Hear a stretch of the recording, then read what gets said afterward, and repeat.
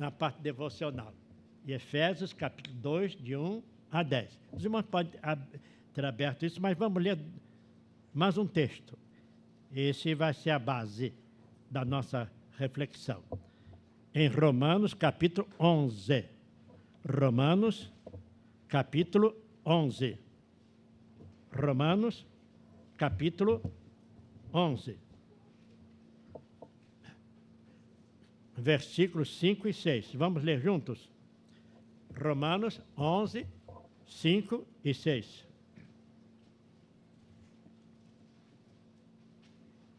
Vamos ler? Assim, pois, também agora, no tempo de hoje, sobrevive um remanescente segundo a eleição da graça. E se é pela graça, já não é pelas obras. Do contrário, a graça já não é graça. E se é pela graça, já não é pelas obras. Ao contrário. Do contrário, a graça já não é graça. Queridos irmãos e diletas irmãs, em nosso Senhor e Salvador Jesus Cristo, podemos considerar, atenção agora, o texto nós vamos lendo no momento próprio, quando nós o citarmos. Podemos considerar, irmãos e irmãs, a doutrina da graça irresistível como o pilar central do edifício da nossa fé. E dentro dessa figura podemos dizer que os demais pilares são pilares que ficam nos cantos. 4 pilares em cada canto, e um central. Porque é a doutrina que dá toda a sustentabilidade da estrutura do edifício da nossa fé. A graça irresistível. Segundo a figura bíblica, seria aquela pedra angular, a pedra angular do edifício. Inicialmente, procuremos conceituar graça. O que é graça? Há várias definições e distinções teológicas sobre o termo.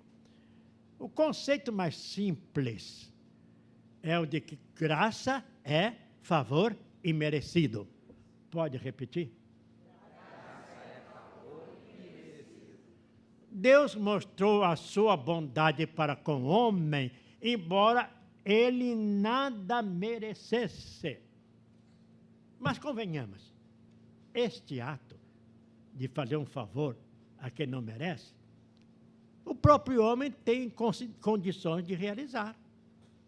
Eu posso fazer um favor a uma pessoa que nada mereceu por recebê-lo. Aliás, eu já fiz.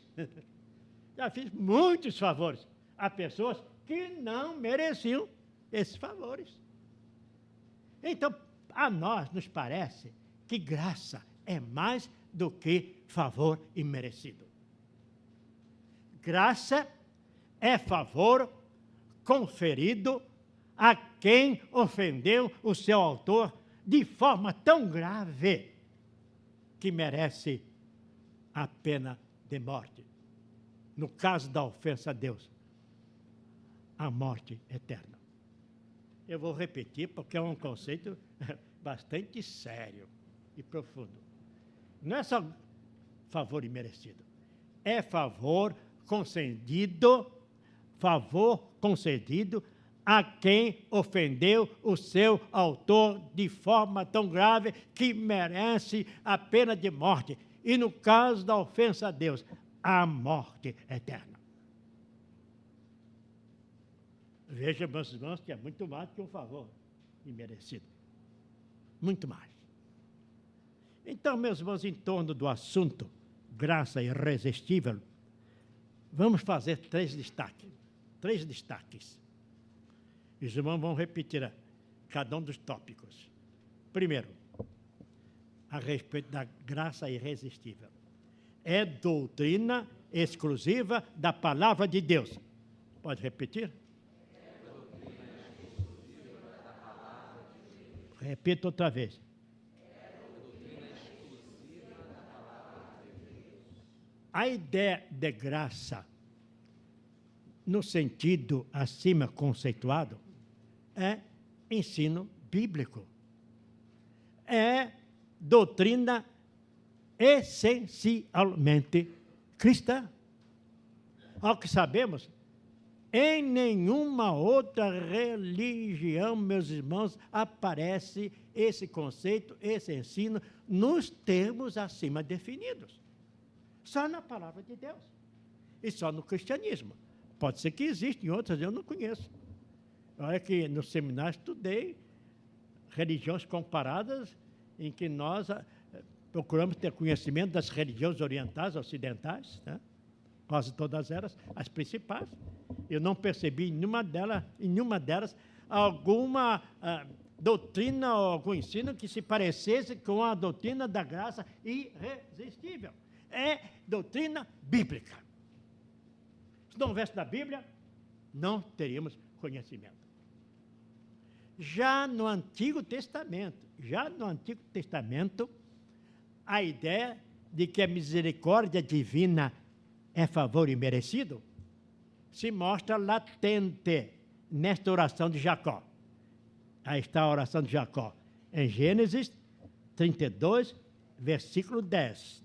Diz ele assim: sou indigno de todas as misericórdias e de toda a fidelidade que tens usado para com teu servo. Pois com apenas meu cajado atravessei este Jordão. Já agora sou 2 bandos. Sou indigno de todas as misericórdias e fidelidade que tens usado para com o teu servo. E também nesse texto de Isaías, meus irmãos. Isaías 63, versículo 7. Os irmãos podem repetir comigo. Celebrarei as benignidades do Senhor e os seus atos gloriosos, segundo tudo o que o Senhor nos concedeu, e segundo a grande bondade para com a casa de Israel, bondade que usou para com eles, segundo as suas misericórdias e segundo a multidão das suas benignidades. Todo o favor de Deus a seu povo foi fruto da sua misericórdia por ele. Um dos textos mais expressivos do Antigo Testamento, em que o próprio Deus revela o seu favor para com o seu povo, é esse que está aí. Deuteronômio 7, versículos 7 e 8. Não vos teve o Senhor afeição, nem vos escolheu porque fosses mais numerosos do que qualquer povo, pois eres o menor de todos os povos, mas porque o Senhor vos amava e para guardar o mandamento que fizera a vossos pais, o Senhor vos tirou com mão poderosa e vos resgatou da casa da servidão, do poder de Faraó, rei do Egito. O favor que Deus fez ao seu povo tirando da escravidão foi um favor que foi impulsionado por sua misericórdia, não porque o seu povo o merecesse. Este é o ensino bíblico. Já no Novo Testamento, a ideia se expande e se firma, e o termo graça aparece muitas vezes. Agora, Paulo é o autor que mais se preocupou em revelar que o favor de Deus para com o escolhido é imerecido. Esses 2 textos mostram exatamente isso. Paulo revela que os favores, a misericórdia de Deus para conosco são realidades que nós não merecemos. Romanos 3, 24. Sendo justificados gratuitamente por sua graça, mediante a redenção que há em Cristo Jesus. Gratuitamente, não pagamos nada. E Efésios 2, 5, 8 e 9, já lemos e vamos reler em conjunto esses 3 versículos. E estando nós mortos em nossos delitos, nos deu vida juntamente com Cristo. Pela graça sois salvos, porque pela graça sois salvos mediante a fé. E isto não vem de vós, é dom de Deus, não de obras, para que ninguém se glorie. Já no Novo Testamento, né, se evidencia de que o favor que Deus realiza pelo escolhido é completamente merecido deste. É um favor da graça do próprio Deus. A conclusão a que nós chegamos nesse tópico, meus irmãos, é que os que conhecem a Bíblia e a reconhecem com a palavra de Deus são pessoas privilegiadas por terem acesso a essa maravilhosa revelação. Há um Deus que nos ama a despeito dos nossos deméritos e nos perdoa de todos os nossos pecados. Isso que é graça. Isso que é graça, irmãos.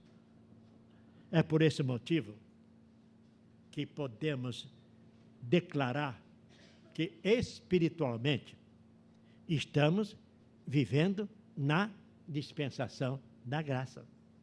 Estamos vivendo na dispensação da graça. Graça irresistível. Estamos fazendo alguns destaques em torno desse assunto, desse tema. E o primeiro é o quê? É doutrina exclusiva da palavra de Deus. Exclusiva. Vamos colocar exclusiva. Tudo agora vai ser exclusivo, né? É doutrina exclusiva da palavra de Deus. Nós temos conhecimento dela, porque a graça de Deus nos a revelou. Senão, não saberíamos. Porque não existe em outra religião, nem em outro livro de caráter religioso. E a segunda observação, segundo destaque, a respeito da graça irresistível. É doutrina, ou melhor, desculpe, irmão, é atributo exclusivo de Deus. Queria repetir? É atributo exclusivo de Deus. Outra vez. É atributo exclusivo de Deus. A maior expressão da graça de Deus, a maior expressão da graça de Deus é a cruz. É a cruz. A maior expressão da graça de Deus. O texto conhecido de João 3,16 nos mostra justamente essa realidade. Porque Deus amou ao mundo de tal maneira que deu o seu Filho unigênito. Deu o seu Filho unigênito. É um atributo de Deus. A graça de Deus o levou a entregar o próprio Filho para morrer em lugar do condenado à morte. Condenado à morte eterna. Aquele que o tinha ofendido, meu irmão, de tal maneira que merecia a morte eterna. E Deus entregou o seu Filho em favor desse condenado, perdoando todos os seus pecados. É uma atitude extrema. Eu perguntei, irmão, ô irmão, você entregaria o seu filho para morrer uma pessoa que foi justamente condenada à morte por um crime hediondo contra você? Eu não faria. Para livrar a pessoa da morte, porque ela cometeu um crime hediondo contra mim, eu achava que era muita justiça. O máximo que eu ia pedir é que, em vez de pena de morte, desse uma pena de reclusão, prisão perpétua. Mas só Deus, meus irmãos, tem esse atributo, é exclusivo dele, de entregar o seu próprio Filho para morrer em favor do condenado, livrado da morte eterna, levando essa culpa sobre o seu próprio Filho. Porque que é o que motivou Deus a chegar a essa atitude tão extrema? Primeiro, sua inescrutável e soberana vontade. Pode repetir? Deus foi movido a esse ato extremo, entregar o seu próprio filho para morrer, para o condenado à morte, justamente aquele que estava ofendendo? Por sua vontade. Por sua vontade. É difícil entender. É difícil entender a vontade de Deus, porque nele tudo é absoluto. Ele mesmo decidiu, pela sua vontade, pela sua graça, ele mesmo decidiu entregar o seu filho para expiar os nossos pecados, pois não havia outra forma de nos obter a redenção. Não havia. Então ele resolveu, para que nós não fôssemos condenados à morte eterna, à condenação eterna, resolveu entregar o seu filho em nosso lugar. Deus fez isso porque quis. Fez isso porque quis.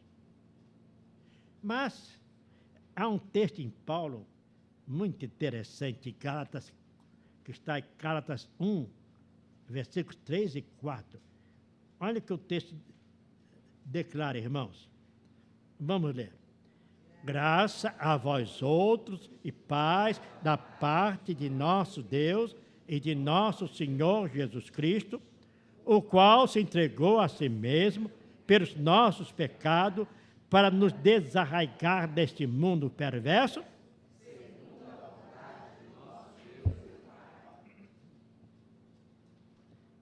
o qual se entregou a si mesmo pelos nossos pecados para nos desarraigar deste mundo perverso, segundo a vontade de Deus e Pai.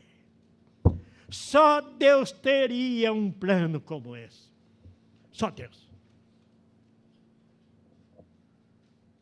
Mas há um outro motivo, porque Deus chegou a este ato tão extremo de entregar o seu próprio filho.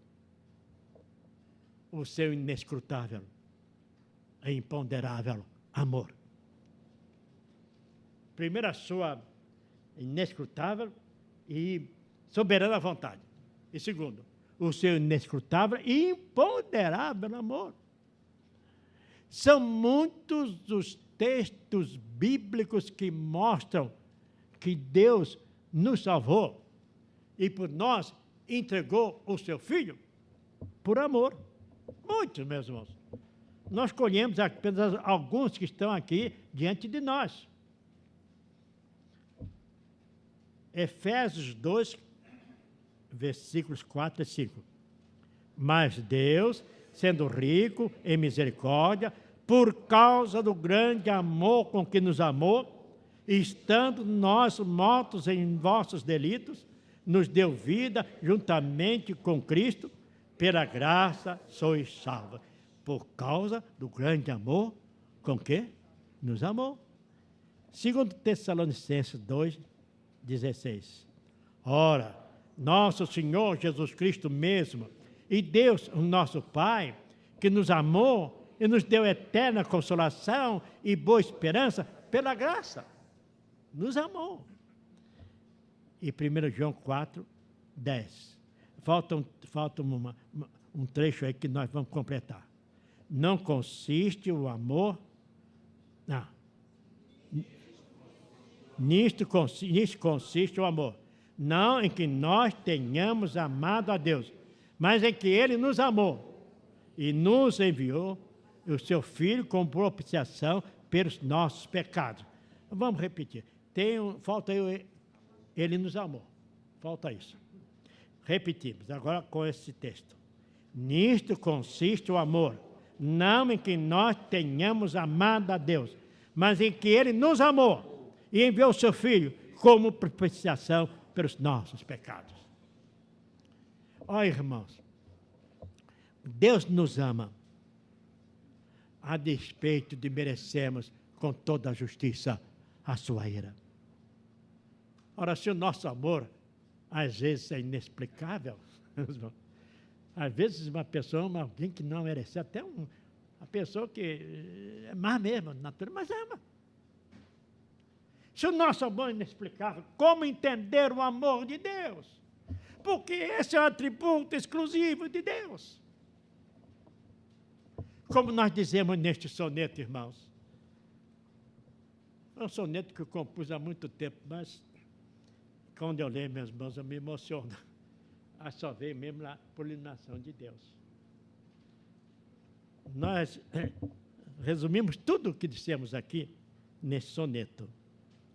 Ele diz assim: foi neste mundo triste e deformado, no meio dessa gente corrompida, desfigurada pelo vil pecado, que Jesus veio sem achar guarida.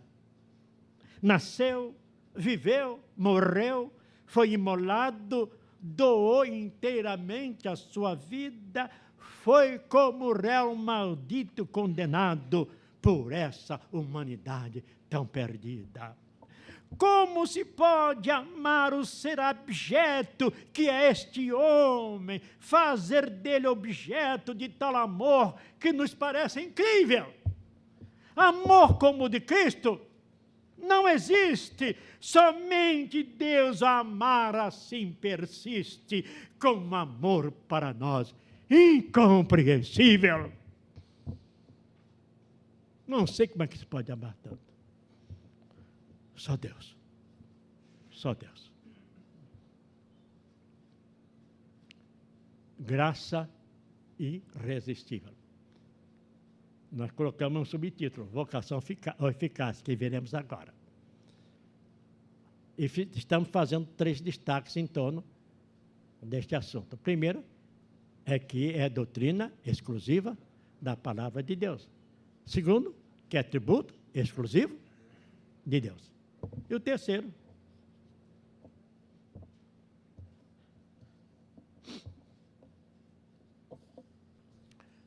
então, é favor exclusivo aos eleitos. Vamos repetir? É favor exclusivo aos eleitos. Então, é doutrina exclusiva da palavra de Deus. É atributo exclusivo de Deus. E é favor exclusivo aos eleitos. Por isso é irresistível. Aqui está, porque é irresistível, irmãos. E vamos explicar por quê. Um grande autor, escritor, preletor, pregador, renomado, escreveu vários livros. John Piper define assim: graça irresistível. Diz ele assim: graça irresistível se refere à obra soberana de Deus em vencer a rebelião do nosso coração e trazer-nos a fé em Cristo. Vou repetir. Está no nosso script. Graça irresistível se refere à obra soberana de Deus em vencer a rebelião do nosso coração e trazer-nos a fé em Cristo. Há 2 atos aí. Deus vence a rebelião do nosso coração e nos traz a fé em Cristo. Por que a graça é irresistível?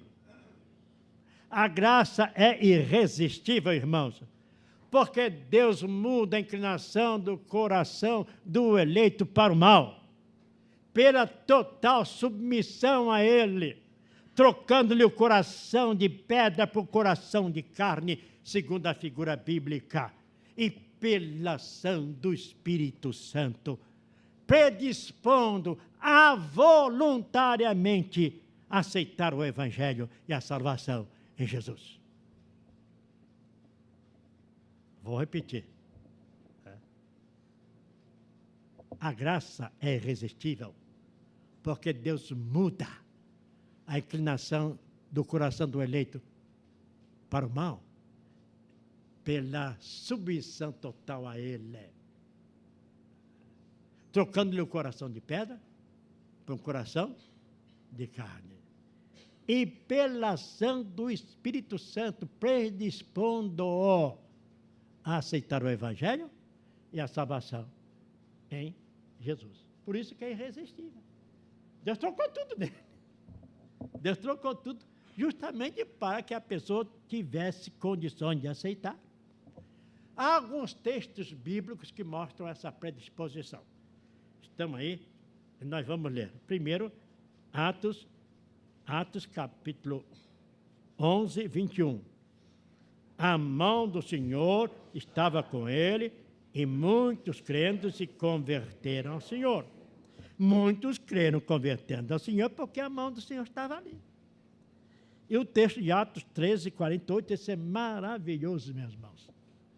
Os gentios, ouvindo isto, regozijavam-se e glorificavam a palavra do Senhor e creram todos que estavam sido destinados para a vida eterna. Creram aqueles que já estavam predestinados, estão destinados, foram preparados para isso. E não resistiram. E Atos 16, 14. Certa mulher, chamada Lídia, da cidade de Tiatira, vendedora de púrpura, temente a Deus, nos escutava. O Senhor lhe abriu o coração para atender as coisas que Paulo dizia. Está bem claro. O Senhor que abriu o coração, era uma eleita, né? E deu, então o Espírito Santo atuou ali no seu coração, tirou aquela tendência para a maldade, então, e colocou em condições de a pessoa aceitar tudo pela obra do Espírito Santo, segundo a graça maravilhosa de nosso Deus. E por isso é que chamamos, meus irmãos, de vocação eficaz. Deus elegeu antes da fundação do mundo, certo? Deus nos elegeu antes da fundação do mundo, mas chama o eleito para servi-lo no tempo, condicionando a aceitá-lo, como vimos acima. Vamos repetir. Deus nos elegeu antes da fundação do mundo, mas nos chama no tempo. Mas quando nos chama no tempo, Ele nos condiciona já para aceitá-lo.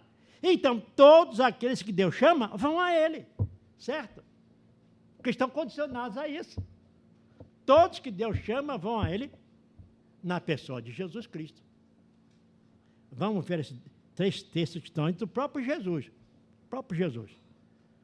Todo aquele que o Pai me dá, esse virá a mim. E o que vem a mim, de modo nenhum o lançarei fora. E João 17, 24. Pai, a minha vontade é que onde eu estou, estejam também comigo os que me deste. E João 6, 6. Manifestei o teu nome aos homens que me deste do mundo. Eram teus. Tu nos confiaste. E eles têm guardado a tua palavra. E há uma abundância de textos que mostra que o eleito no tempo próprio é chamado, condicionado a aceitar.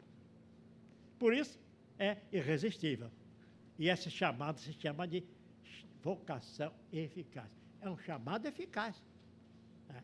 Porque não só resistindo, a pessoa não resiste à graça, como vai à presença de Deus através de Jesus. Mas repetimos aqui, irmãos, a graça de Deus se mostra ainda mais irresistível, porque fruto do amor de Deus para com o eleito. Fruto do amor de Deus para com o eleito. João diz assim, lá em 1 João capítulo 4, versículo 19. Nós amamos, por quê? Porque Ele nos amou primeiro. E o próprio Deus declarou como é que foi que Ele nos atraiu a Ele. Está aí, em Oséias 11, 4. Atraí-os com cordas humanas, com laços de amor. Quem jamais pode resistir a tal manifestação de amor? Quem? Quem jamais? É preciso ser muito duro de coração. Ser muito duro de coração.